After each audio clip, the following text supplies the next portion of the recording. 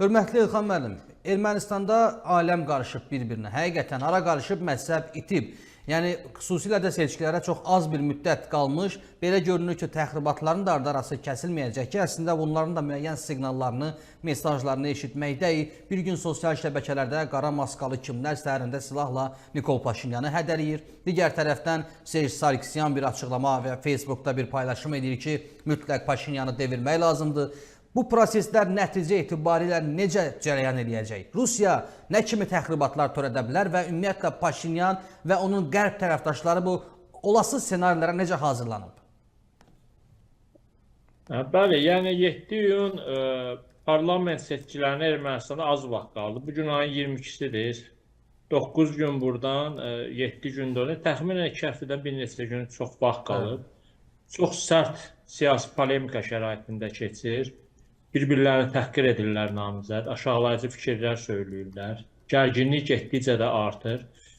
Prosesin içində Rusiya da var və Rusiya rəsmiləri də Paşinyan haqqında aşağılayıcı fikirlər söyləyirlər. Belə dünən Rusiya Dövlət Duması parlamentin sədri Vyacheslav Volodin o da Paşinyanı aşağılayan fikirlər söylədi. Daha əvvəl Medvedev söylürdü. Hətta görün işi ora çatıb ki, başqa ölkənin baş naziri haqqında Xarici İşlər Nazirinin sözçüsü Mariya Zaxarova da aşağılayıcı fikirlər söylüyor. Yəni, məqsəd odur ki, Paşinyan seçkidə qələbə çalmasın. Məqsəd odur ki, radikal müxalifət qələbə qazansın. Putinin yaxın dostu Robert Koçaryan da belə deyir, şəhər-şəhər, qəsəbə-qəsəbə gəzir. Amma məncə Paşinyanın əsas rəqibi Koçaryan deyil, Samvel Karapetyandır. Ev həbsindədir, amma onun tərəfdarları da miting və yürüyüşlər keçirirlər. Mənim ehtimalıma görə, yəni Paşinyan partiyası qələbə çala bilər, qələbə qazanacaq böyük ehtimal. Amma yəni keçmiş seçkilərdən fərqli olaraq səsləri bir qədər azala da bilər. Əsas odur ki, qələbə qazanıb hökuməti formalaşdırmağa çalışacaq. Amma biz ki, Rusiyanın belə deyək də, müdaxilələrindən danışırıq. Terror ola bilər, hərbi çevrilişə cəhd ola bilər. Bunları Paşinyan da yaxşı anlayır və bunları Paşinyanı dəstəkləyən Avropa və Amerikada anlayırlar. Ona görə hesab edirəm ki, kəşfiyyat məlumatlarını Paşinyanla onun dostları paylaşırlar, bölüşürlər ki, ona qarşı sui-qəsd həyata keçirməsin. Amerika və Avropa kimi Paşinyan qələbəsində Türkiyə və Azərbaycan da maraqlıdır. Onu heç gizlətmək də lazımdır. Çünki radikalların şüarlarını da eşidirik, Paşinyanın dediklərini də eşidirik. Paşinyan nə deyir? Real Ermənistan olmalıdır. Azərbaycan və Türkiyə ilə münasibətlər normallaşmalıdır. Sülh sazişi olmalıdır. Konstitusiya dəyişməlidir. Radikallar nə deyir? Deyir, yox, ermənilər yenidən Qarabağa qayıtmalıdır. Sülh sazişi bu şəkildə imzalana bilməz. Trump yolunun heç bir mənası yoxdur. Ona görə normalda, yəni bəli, sağlam qüvvələr Ermənistan xaricində də Paşinyana dəstək verirlər. Azərbaycan indi yanacaq göndərir bir müddətdə Ermənistana, taxıl Azərbaycan üzərinə Ermənistana satır. Amma Allah eləməmişsə, bu radikallar hakimiyyətə gəlsə, biz Ermənistanla yanacaq satacağıq. Nə də taxılın gedişinə imkan verəcək. Qoyun da görün bu vəziyyətdən onlar necə çıxacaq. Türkiyə də sərhəddə açmayacaq. Ona görə Ermənistan xalqı ermənilər seçim etməlidirlər. Sülhü seçirlər, yoxsa yenidən gərginliyi seçirlər. Məncə, ağılları başlarındadırsa, yenidən müharibə istəmirlərsə, Paşinyana səs verəcəklər.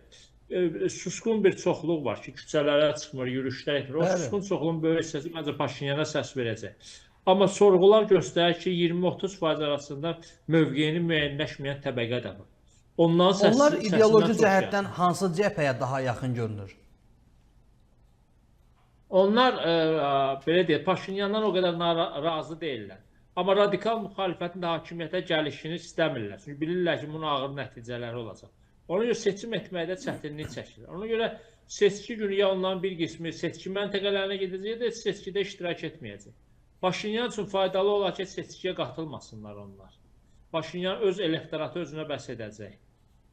Çünki qatılıb fərqli qərar da verə bilər. İdeoloji, belə deyək, bölgü yoxdur bu saat Ermənistanda. Var sülh tərəfdarları, var Azərbaycan və Türkiyə ilə gərginliyin artırılması və Rusiyanın başsalı olmaq. Yəni ideoloji bölgü deyil bu. İdeoloji bölgü klassik necə olur? Sağ partiyalar, sol partiyalar, millətçi partiyalar. Ermənistanda bütün seçki kampaniyası nəyin üzərində qurulur? Sülh olacaq, yoxsa olmayacaq. Aha. Paşinyan ətrafında sülh tərəfdarlarını toplayır, radikal müxalifət isə sülhün əleyhinədir. Yeri gəlmişkən, indi biz bu proseslərdən danışarkən xüsusilə şübhəsiz ki, Rusiyanın edə biləcəyi təxribatları da birlikdə dəyərləndiririk.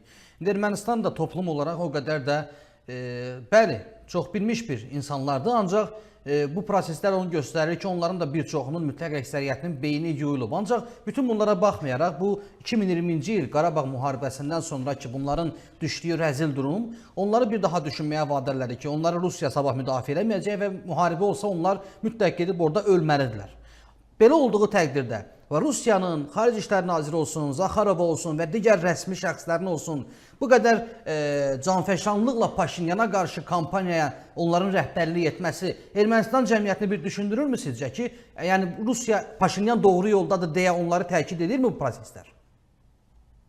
Bilirsiniz, Rusiya son güllələrini atır. Çünki Rusiya şovinist dairələri Kreml anlayır ki, Paşinyan qələbə çalsa Cənubi Qafqazı artıq tamamilə itirəcəklər. Azərbaycanla Rusiya münasibətləri belə soyuqluq var və Azərbaycan artıq Rusiyanın təsir dairəsində deyil. Biz müstəqil siyasət yürüdürük, Türkiyə ilə ittifaqımız var, Amerika və Avropa ilə də yaxşı münasibətlərimiz var. Gürcüstanın özü də Rusiya ilə diplomatik münasibətləri yoxdur. Baxmayaraq ki, ara-sıra xəbərlər yayılır ki, oliqarx Bidzin Evanişvili Rusiyanın əlaqəsi var. Əlaqələri ola bilər, amma real fakt odur ki, bu iki ölkə arasında diplomatik münasibətlər yoxdur. Gürcüstanın da Türkiyə ilə strateji tərəfdaşı var. İndi Amerika və Avropa ilə yenidən körpülər var. Bizdə qalır Ermənistan. Paşinyan qələbə qazansa artıq Rusiya iplər daha çox qopmağa doğru gedəcək Ermənistanın. Yəni Ermənistan Paşinyanın dövründə çalışacaq Rusiyadan asılılığını daha da azaltsın. Bunu anlayan Rusiyanın şovinist dairələri, yəni saman çöpündən yapışmağa da hazırdılar ki, Ermənistanı itirməsinlər. Çünki yenə deyirəm, Cənubi Qafqazın 3 dövlətindən ikisi artıq müstəqil siyasət yürüdür və Türkiyə və Qərblə əməkdaşlığa can atır. Azərbaycan və Gürcüstan. Ermənistanın indiki hökuməti də buna can atır ki, Azərbaycan və Türkiyə ilə məsələləri normallaşdırsın, sərhədlər açılsın, diplomatik münasibətlər qursun, Amerika və Avropa ilə də sıx inteqrasiyaya başlasın. Rusiya özü üçün təhlükə hiss etdiyi bu gedişatın qarşısını almağa çalışır. Bunu yəqin Ermənistanda da anlayırlar. Ermənistanda bəli, Rusiyaya bağlı təbəqə var. Rusiyaya bağlı təbəqə var, onlar asanlıqla yox ola bilməz. Bəli, radikal müxalifətin elektoratı Rusiya ilə bağlı olan şəxslərdir. Rusiyanın vassalı olmaq istəyənlərdir. Baxın, Paşinyan bu günlərdə həqiqi reallığı əks etdirən fikir söylədi. Dedi, bir tərəfdə qonşu Türkiyə 85 milyon türk, bir tərəfdə qonşu Azərbaycan 10 milyon türk, cənubda da İranda yaşayan 30-35 milyon türk, yəni 120-120 milyon türkün əhatəsində 3 milyondan az olan erməni. Biz bu reallıqda nə edə bilərik? Paşinyan cəmiyyətə çox açıq mesaj göndərdi. Ola bilsin Paşinyan həm də bunu demək istədi ki, yəni bu reallıq olmasaydı mən də radikallar kimi düşünərdim. Amma 2 dəfə müharibədə məğlub olmuşuq və reallıqları anlamışıq. Çünki Paşinyan əslində müharibənin nəticəsində reallıq alınır. Biz torpaqlarımızı azad etməsəydik, yenə də radikallardan fərqli şey söyləməyəcək. Yenə də Şuşaya gələcəkdir, yallı gedəcəkdir, əleyhimizə açıqlama verəcəkdir, Qarabağ Ermənistan deyəcəkdir. İki müharibə bunu anlattı. Yəni, məntiqi qəbul etdi. O birlər hələ qəbul etmirlər. O birlər də niyə qəbul etməyiblər? Çünki Koçaryan durub indi deyə bilməz ki, Qarabağ Azərbaycanındır, Paşinyan siyasəti düzdür, Türkiyə və Azərbaycan normal münasibətlər qurmaq. Bu adam separatçılığa başçılıq edən adamdır. Xocalı soyqırımında birbaşa əli var. Canidir. Ya cinayətlərini etiraf etsə başqa, amma etiraf edən bir alçaq deyil bu. Ona görə bunlar Paşinyana qarşı müqaviməti davam edir. Amma əgər Paşinyan bu seçkidə qələbə qazansa, radikalların imkanları getdikcə azalacaq. Baxın, mən bu fikri bir neçə dəfə söyləmişəm, indi sizin televiziyada da söyləyim, bunda fayda görürəm. Əslində bizə 3 il lazımdır Azərbaycan olaraq. 3 il. Nə deməkdir bu 3 il? Paşinyan qələbə qazanırsa, referenduma gedir, konstitusiya dəyişir, sabahsı Azərbaycanla sülh müqaviləsi imzalanır, Prezident İlham Əliyevin söylədiyi kimi. Bir neçə aydan sonra Tramp yolunun təməli qoyulur. Bu da 2 il çəkir. Yəni, sülh müqaviləsi və Zəngəzur dənizinin işlək vəziyyətdə olması.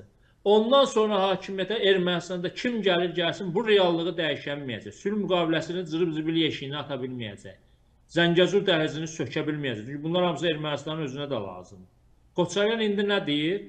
Koçaryan indi deyir ki, Tramp yolunun güya Ermənistan üçün heç bir faydası yoxdur. Amma işləyəndən sonra, Ermənistan faydasını görəndən sonra Koçaryan nə vaxtsa mümkün deyil, amma deyərəm ki, nə vaxtsa hakimiyyətə gəlsə, o özü də bu reallığı dəyişəmir. İndinin özündə nə qədər cani və separatçı olsa da, müharibə keliməsini dilinə gətirmir. Çünki bilir ki, erməni cəmiyyəti müharibə ifadəsindən qorxur. Demir ki, məsəl üçün, Qarabağı biz müharibə yolu ilə geri alacağıq. Mümkün deyil, aydın məsələ, amma yalandan da deyə bilir. Bunu da demir, çünki o da müəyyən qədər reallığı anlayır. Ki, müharibə erməni cəmiyyətini qorxur. Bax, görün, Paşinyan əsəbləşərək bunların üzünə nə dedi? Dedi, siz canilər, Ermənistan 5000 övladını itirdi Qarabağ müharibəsində. Sizin və sizin övladlarınız da kef çəkirdiniz Ermənistanda. Yəni, burada məntiqi ondan ibarət, deyir, siz niyə ölmədiniz? 5000 bir zərbiçimiz öldü. Siz niyə ölmədiniz? Yəni, Paşinyan da bir növ işarə edir ki, erməni cəmiyyət, Ermənistanı bu cür ağır vəziyyətə salan məhz Qarabağdakı separatizm olur. Həqiqət ondan ibarət ki, SSR illərində Qarabağda separatçılıq olmasaydı, ermənilərin başlatdığı, onlar radikallaşdırılmasaydı, normal münasibətlər, iki müharibə də olmayacaqdı. Ermənilər də indi Qarabağda rahat yaşayacaqdılar. Azərbaycanlılar Ermənistanda rahat yaşayacaqdılar. Necə ki, bizim Gürcüstanla münasibətlərimiz var, Ermənistanla da elə münasibətlər olacaq. İki müharibədə biz də onlar da çoxlu övladlarımızı itirməyəcəyik. Amma indi Paşinyan ona işarə edir ki, bu Qarabağ ermənilərinə, separatçılara görə Ermənistan əziyyət çəkir. Bunu indi anlayıb Paşinyan. Yenə də təkrar. Əvvəllər o fərqli fikirlər söylüyor. Yəni Qarabağ hərəkatının yanlış olduğunu da indi deyir. Bunu Ermənistanda əlbəttə ki, anlayanlar var və onlar məhz Paşinyana səs verəcək. Amma anlamayan kütlə də var ki, onlar radikallara səs verəcək, məntiqsiz yanaşma ortaya qoyacaq. Amma məntiqi anlamalıdırlar və Paşinyan bir daha yəqin onlara dinlətdirəcək bunu ki, Ermənistan iki böyük qonşusu ilə düşmənçilik şəraitində yaşaya bilməz. Rusiyanın vassal olması, Rusiyanın heç birbaşa sərhədi yoxdur Ermənistan. Yenə də birbaşa sərhəddə olsaydı başqa məsələ. Sərhədi yoxdur Ermənistan. Ermənistan iqtisadi ticarət mübadilələri Gürcüstan üzərindən həyata keçirir. İndi də Azərbaycan ərazisindən həyata keçirir. Taxıl filan gedir. Yəni Rusiya da onları xilas etməyəcək. Rusiya bu başı Ukrayna müharibəsinə qarşı. Ukrayna tələsinin içindədir. 5-ci ilə keçir. Çox da ki, Paşinyanı bugün hədələyirlər. Amma bu hədələmələr Rus şovinist dairələrin çarəsizliyindən irəli gəlir. Çünki Ukraynada xərclədiyi o resursları, müharibə resursları, insani resurslar, diplomatik resurslar, ikinci istiqamətə o resurslar kifayət etməyəcək. İndi bir Ermənistanla yanaşı Moldovanı da biraz hədələməyə başlayıblar. Putin bu günlərdə bir qanun imzaladı ki, Dnestr bölgəsindəki separatçılara Rusiya pasportları paylayacaq.